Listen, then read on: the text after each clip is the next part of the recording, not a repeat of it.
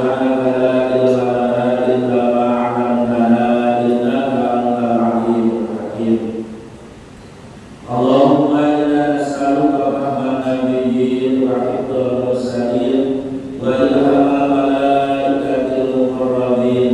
Allahumma ghnina bil ilmi wa zayyina bil hilmi wa qina bil taqwa wa jamilna bil afiyah bi rahmatika ya arhamar rahimin. Yang saya hormati wabil khusus Ketua DPR yang kebetulan beliau ada di samping saya. Tak lupa yang saya hormati Master of Ceremony MC membawa acara protokol yang telah memberikan waktu kepada saya untuk duduk di tempat ini. Tak lupa yang saya hormati para asatid juga tokoh masyarakat, aparat pemerintah desa Manang Wilayah, juga kepada ketua pengurus ranting NU Kamuji bersama Kampus Kemuliaan, tak lupa Sohibul Wilayah, pengurus ranting Nahdlatul Ulama Cikampek Pusaka, bersama Kang Cecep Alhamdulillah Sibik Rahmat. Pertama-tama marilah kita panjatkan puja dan puji syukur kehadirat Allah Subhanahu wa taala. Allah yang telah memberikan beribu macam kenikmatan kepada kita sekalian. Dan atas nikmatnya juga kita sekalian diberikan kesehatan, sehat jasmani, rohani, sehingga dapat melangkahkan dua kaki kita dari rumahnya masing-masing untuk berkumpul bermuajah di tempat yang mulia ini dengan tujuan utama adalah diikutkan Rasulullah Sallallahu Alaihi Wasallam, yaitu untuk melaksanakan kewajiban kita sekalian, yaitu thalabul ilmi. Mudah-mudahan langkah-langkah kita sekalian Allah memberikan maghfirah kepada kita sekalian, dan duduknya kita di tempat ini Allah memberikan rahmatnya kepada kita sekalian. Amin ya Allah ya Rabbal Alamin. Tak lupa salawat beserta salam marilah kita haturkan kehadiran Paduka Alam Nabiullah Muhammad Sallallahu Alaihi Wasallam beserta keluarganya, para sahabat, para tabi'in, para tabi'in tabi'in. Mudah-mudahan tercurah kepada kita sekalian umatnya di akhir zaman ini yang tidak pernah berjua dengannya, namun rasa cinta kita, mahabbah kita senantiasa terancap di dalam hati kita, dan bahkan kita senantiasa menyebut namanya dalam salawat kita. Tak lain dan tak bukan adalah karena kecintaan kita kepada baginda Nabi Muhammad Sallallahu Alaihi Wasallam beserta keluarganya, para sahabatnya, para tabi'in. Mudah-mudahan tercurah kepada kita sekalian umatnya di akhir zaman ini, dan mudah-mudahan kita nanti di akhirat mendapatkan syafaatnya Rasulullah Sallallahu Alaihi Wasallam. Amin ya Allah ya Rabbal Alamin. Para hadirin yang dimuliakan Allah Subhanahu wa taala, sesuai dengan tadi katanya kita memulai kajian kitab Taktib atau Syarah Fathul Qorib. Namun sebelumnya marilah kita membaca surah Al-Fatihah, merupakan adat dan kebiasaan kita sebelum mengkaji satu kitab. Kita senantiasa membaca tabaruk kepada muallif yang mengarang kitab ini, yakni Al-Imam Abi Abdullah Muhammad bin Qasim Al-Ghazi. Nafa'allahu bi ulumihi wa bi dawajatihi fil jannah wa yakramna bi asrarihim wa aqwalihim wa ulumihim wa barakatihim fid dunya wal akhirah. Nas'aluka al-barakah syadidal Fatihah.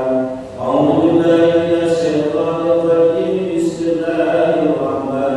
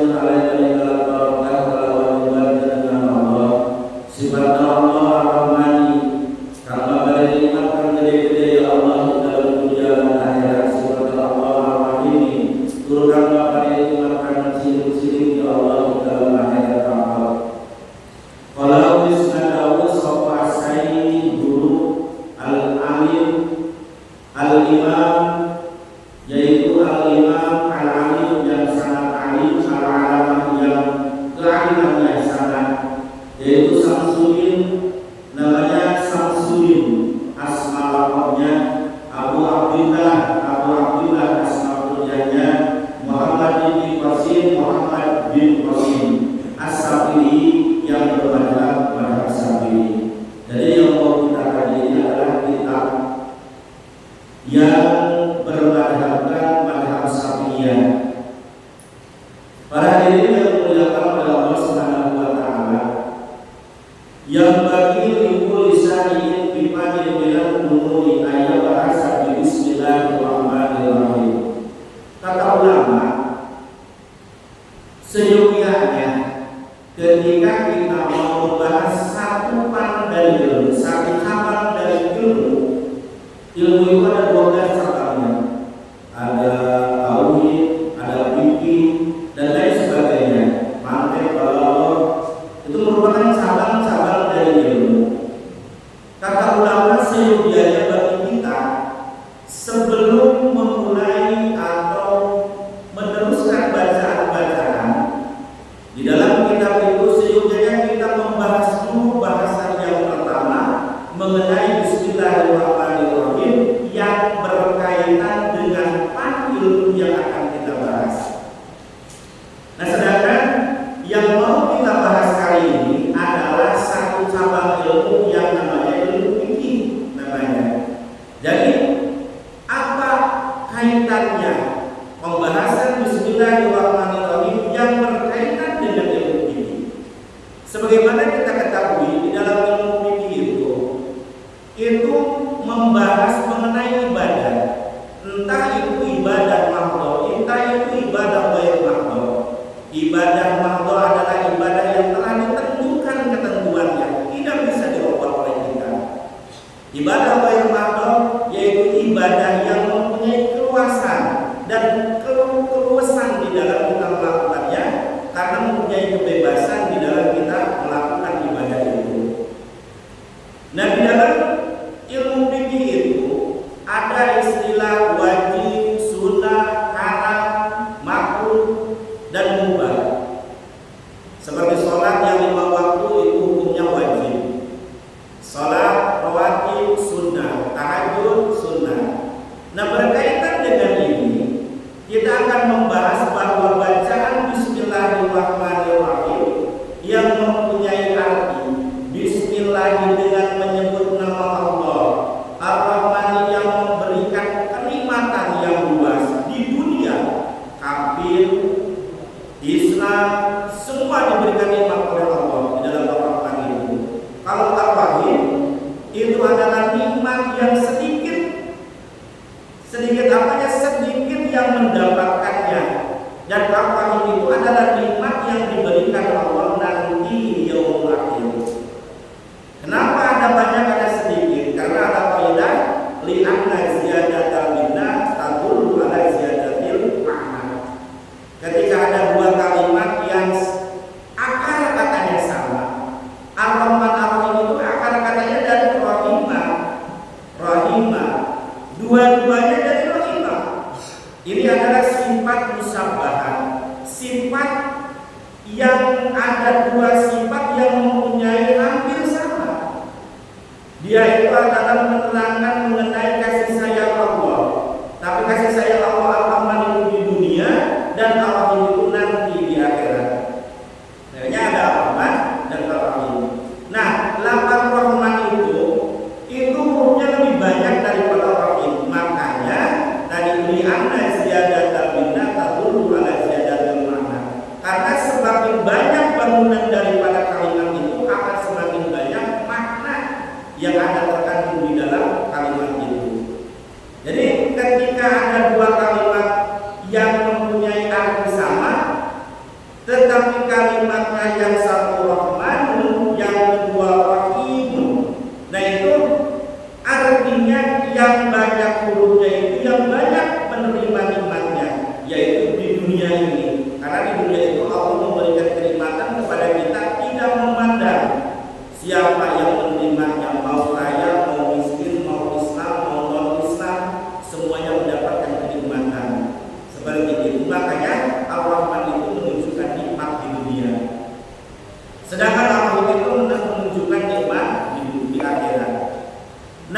berkaitan dengan pembahasan mengenai lafaz Bismillahirrahmanirrahim, sabda Rasulullah Sallallahu Alaihi Wasallam di dalam salah satu hadisnya, kullu amrin ibadin la yubda'u bihi bi Bismillahirrahmanirrahim fa huwa aqwamu au ansaru au ajdamu. Kata Rasulullah, kullu amrin ibadin, setiap satu perbuatan,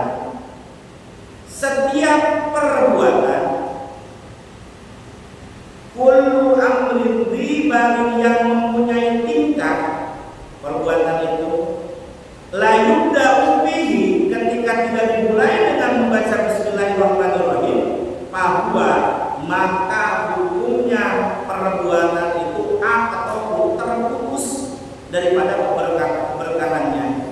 Jadi ketika kita melakukan satu perbuatan, contoh kita mau pakai motor, ke Bismillah dulu.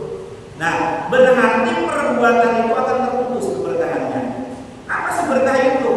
Seperti kita ketahui, berkah itu adalah ziyadatul khair, bertambah-tambah kenikmatannya. Contoh ketika makan, kita membaca Bismillahirrahmanirrahim. Ini merupakan sunnah Rasulullah. Kullu amrin ibadin la yubda'u bihi bi Bismillahirrahmanirrahim fa huwa afdal. Ini merupakan perintah dari Rasulullah. Ketika kita melakukan satu perbuatan itu, mulai dengan Bismillahirrahmanirrahim. Seperti itu. Ketika kita makan, pertama dimakannya enak, satu keberkahan dari Allah. Setelah dimakan masuk perut, enggak mules di perut, nambah lagi keberkahan. Udah begitu, badan kita enak, diajak kerja enak, datang waktu sholat enggak entar-entaran, enggak. Itu beda lagi kalau kita dibiasakan tidak membaca Bismillahirrahmanirrahim. Bisa jadi ketika dimakan enak, masuk ke perut mulas. Bisa jadi ketika dimakan masuk ke perut enak, datang waktu sholat kita ogah-ogahan, kita mau sholat. Itu bisa jadi akibat dari kita meninggalkan bacaan Bismillahirrahmanirrahim ketika kita melakukan perbuatan itu. Makanya kalau mau makan itu baca Bismillahirrahmanirrahim. Timbul pertanyaan, Pak. Ini kullu amrin dibalik setiap pekerjaan. Gitu. Ini pakai kalimat kullu kalimatnya. Apakah setiap pekerjaan itu juga dapat pahala semuanya ketika kita mulai dengan Bismillah? Contoh, kita bawa sendal jelek Pak dalam masjid. Pas keluar lihat ada sendal bagus. Nah ini aja lah. Mau dipakai, Bismillah dulu Pak. Nyolong sendal orang. Ini kan pekerjaan ya Pak, pekerjaan bukan? Pekerjaan. Kan kata Nabi, kullu amrin di balik, setiap pekerjaan. Begitu katanya. Kalau dimulai dengan Bismillah, maka kalau tidak dimulai dengan Bismillah akan terputus keberkahannya. Ini ada berkahnya ketika kita nyolong baca Bismillah. Kan ini pekerjaan.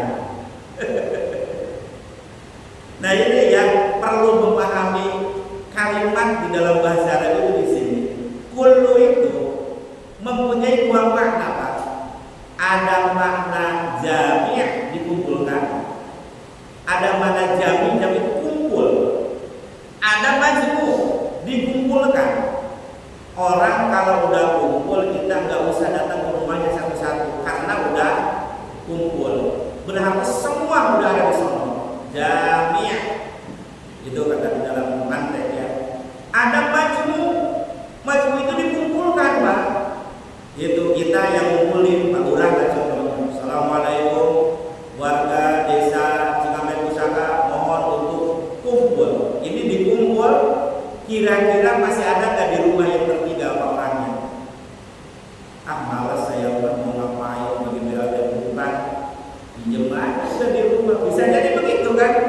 Gitu mau ngapain, mau kerja bakti, apalagi dikumpulin susah datangnya Pak. Itu dikumpulkan. Nah yang jadi pertanyaan, kullu ini kullu maknanya apa? Apakah jami, apakah majmu? Kata ulama ini Makanya ketika terjadi seperti itu, tidak semua pekerjaan itu akan mendapatkan pahala ketika dimulai dengan bismillah. Contohnya, orang mau nyolong, ambil sendal orang, mau dipakai baca, tapi nyolong, kira-kira dapat ganjaran enggak ini? Enggak kan? Nah ini itu mentang-mentang tahu harus 10 jebret. Apa benar ini? Nah perlu kita mempelajari perkataannya dulu. Ketika kita tahu ya pantas, karena sebagian ada juga yang tidak boleh baca bismillah seperti itu. Makanya di sini di dalam syarah kita di sini ada pembagian mengenai hukum daripada membaca bismillahirrahmanirrahim. Hukum baca bismillahirrahmanirrahim itu minimal ada 4: wajib, sunnah, haram, makruh. Minimal ada 4. Pertama wajib membaca bismillahirrahmanirrahim ketika kita sedang sembahyang dan sholat, Pak. Mau baca Fatihah tidak baca bismillah. Ini madhab Syafi'i ya, bukan madhab Maliki. Kalau madhab Maliki itu boleh tidak baca bismillah.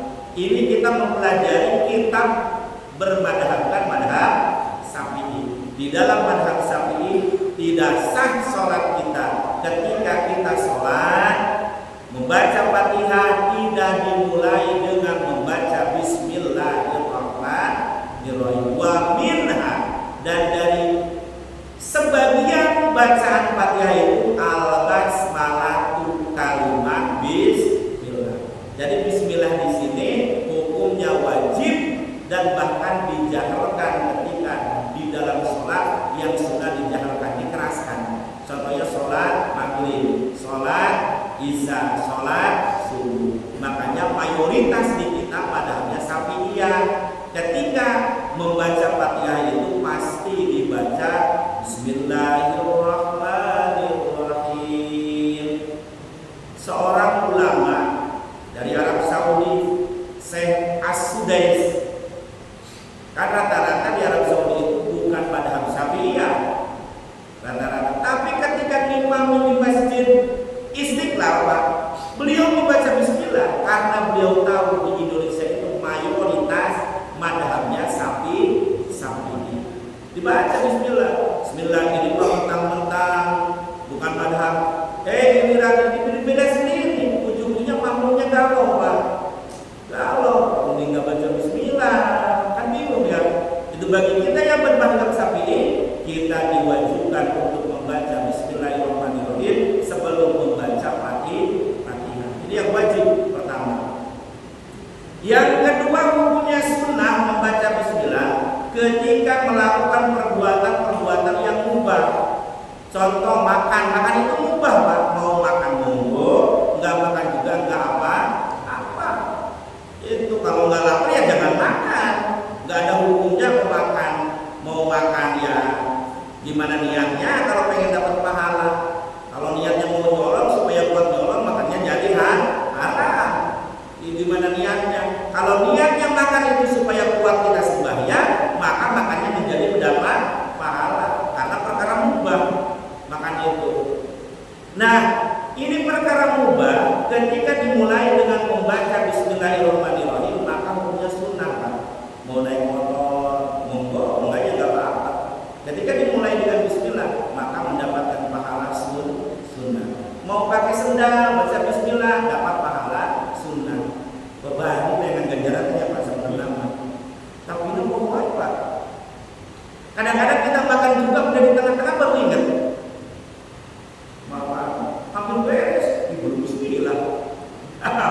Baru bismillah. Gimana kalau begitu? Kata ulama masih dapat sunnah. Kalau masih di tengah-tengah, cuma tambah awaluhu wa akhiruhu. Tambah bismillahi awaluhu wa akhiruhu. Kalau udah di tengah, saya mau ingatnya terus beres turap. Apakah masih dapat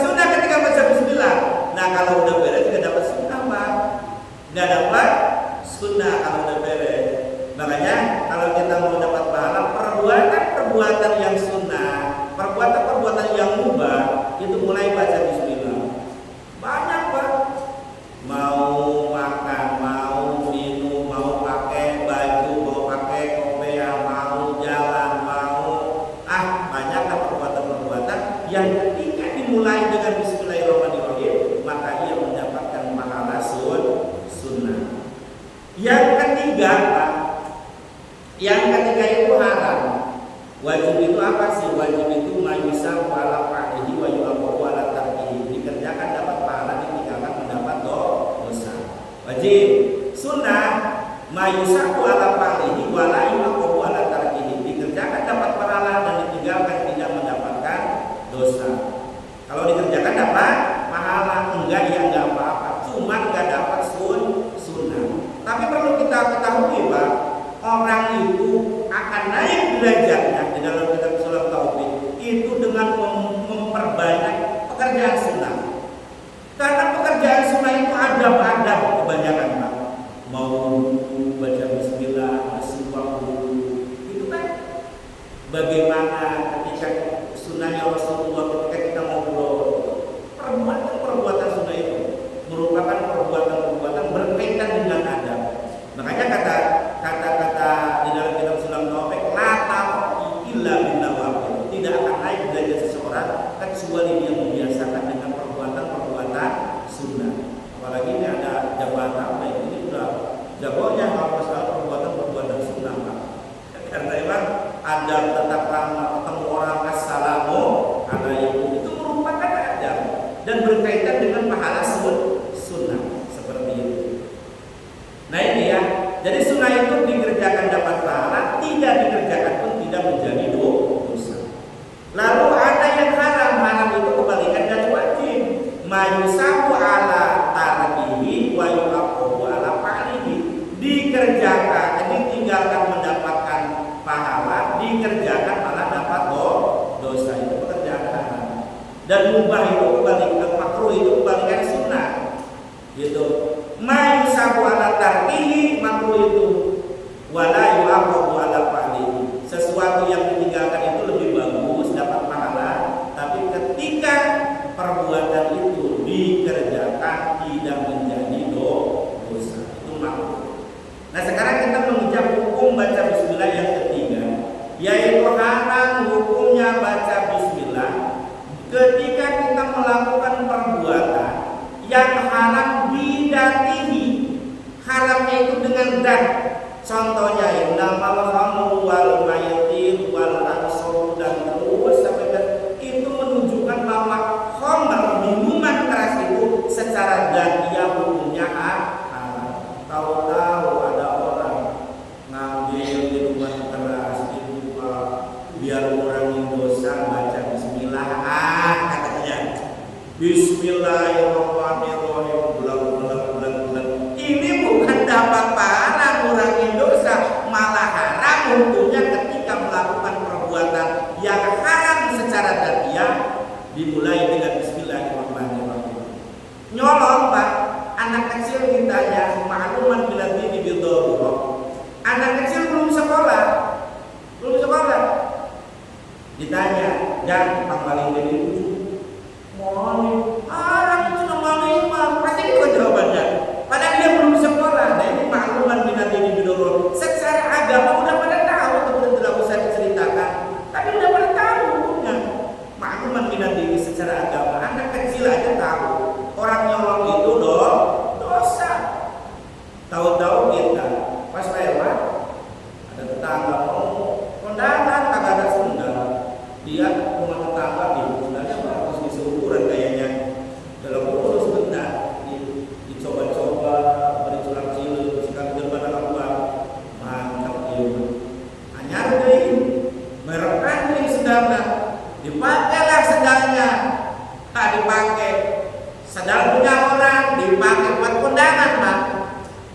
Waktu mau dipakai baca bismillah, bismillahirrahmanirrahim, pengurangan dosa baca bismillah. Padahal itu perbuatan udah beres kondangan dikembaliin. Nah ini ganti bukan nyolong berarti, Pak, namanya ngegosok kayak gitu. Gitu beda kan nyolong dengan gosok kayak gitu, Pak. Yang namanya gosok itu nginjem ke bebeja, Pak.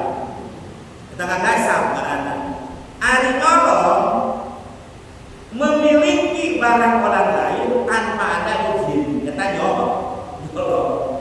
Ini bukan dicolong, Pak, digosok doang, baru dipakai doang.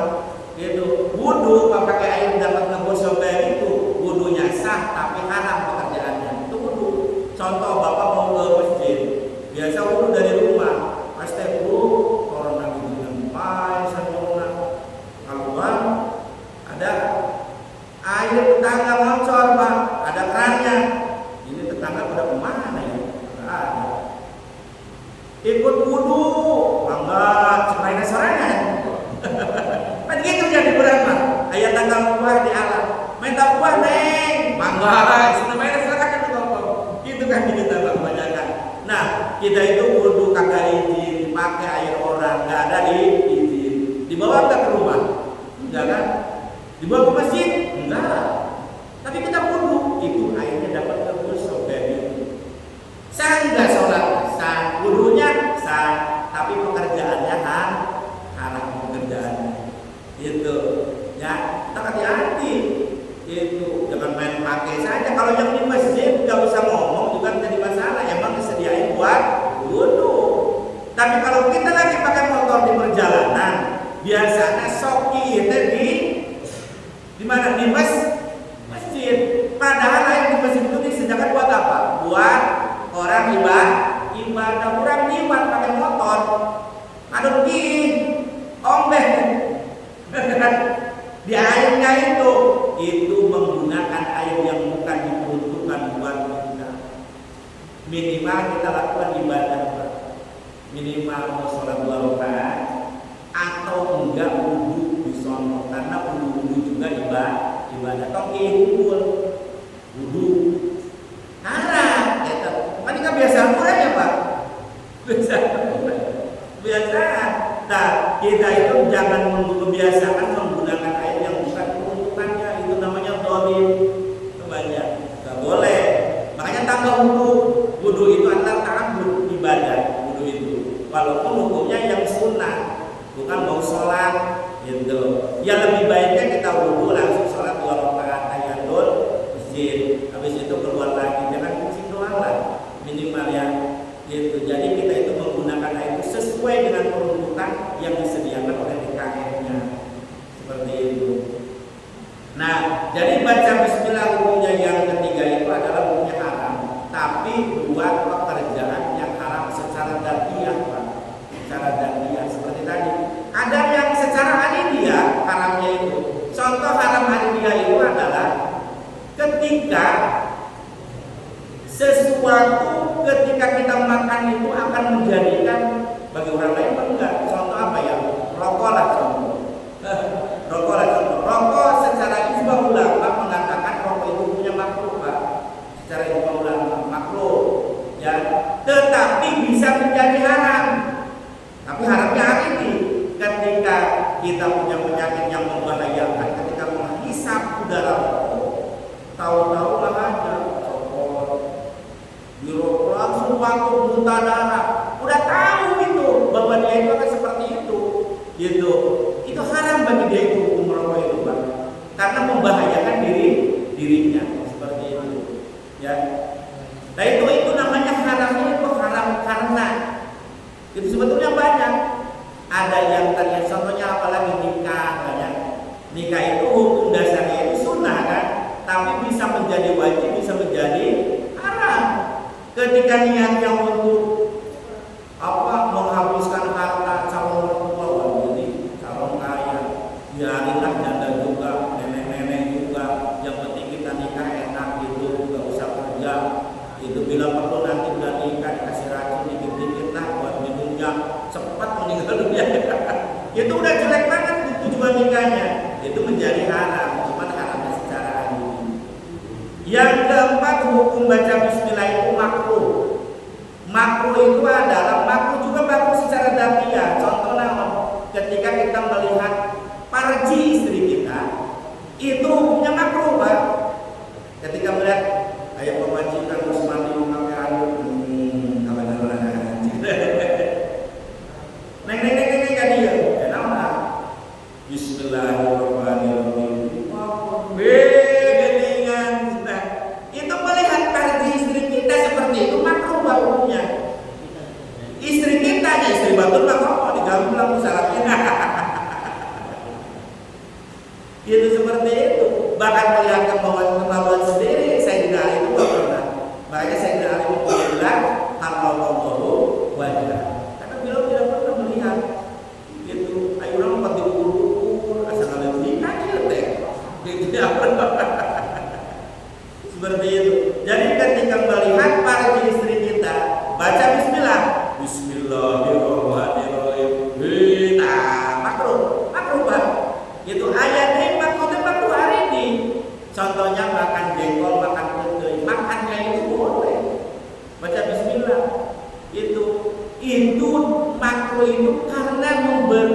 akibat bau ketika kita mau sholat, apalagi berjamaah.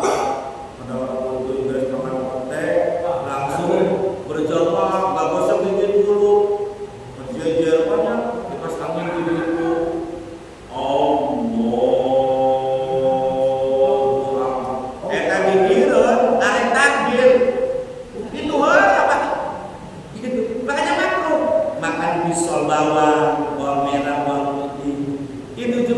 Itu cuma makruhnya secara adil. Makanya itu masih boleh ketika kita mau makannya itu baca bismillah. Karena itu adil.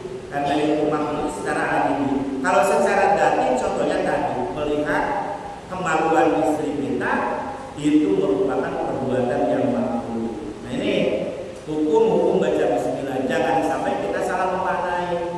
Ketika dibacakan qul a'udzu billahi bismillahirrahmanirrahim Allahu akbar.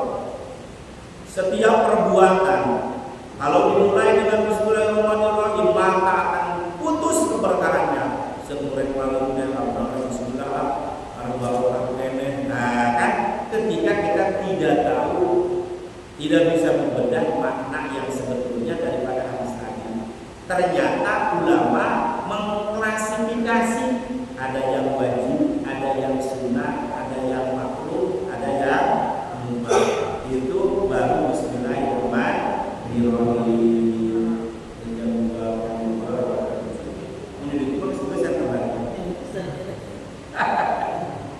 Bismillahirrahmanirrahim ya.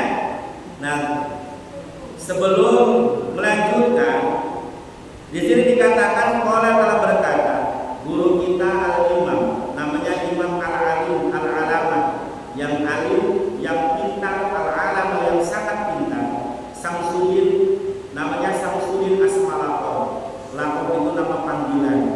Wala tanabazu bil laqab. Jangan memanggil seseorang itu kata di dalam Al-Qur'an dengan ismul laqab. Karena ada ismul laqab itu nama yang jelek lah. Contoh yang jelek dulunya.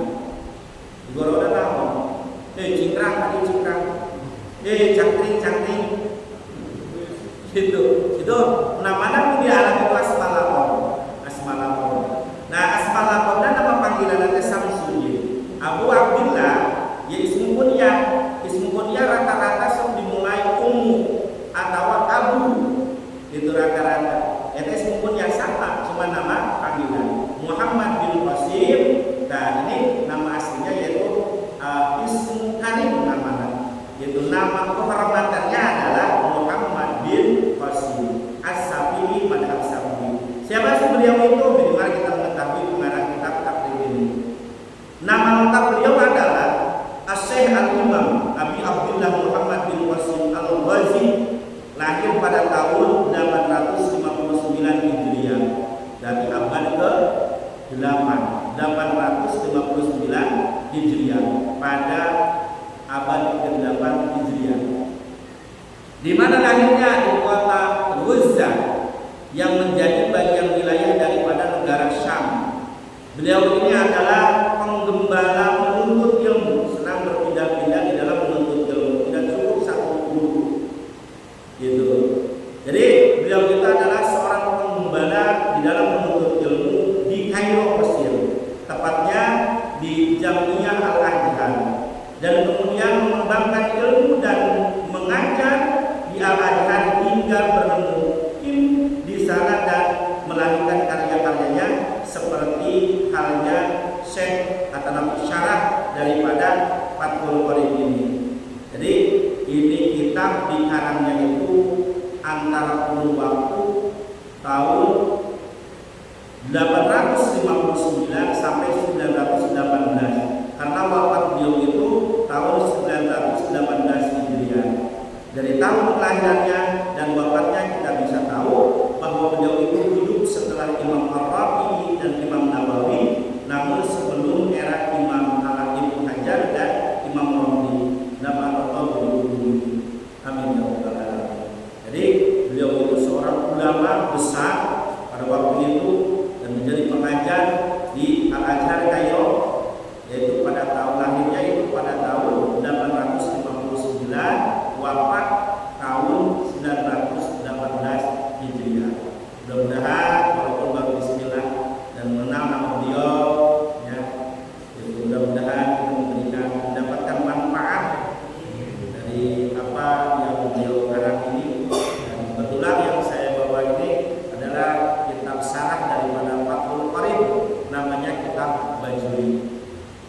sekian saja karena ini udah jam 10 lewat.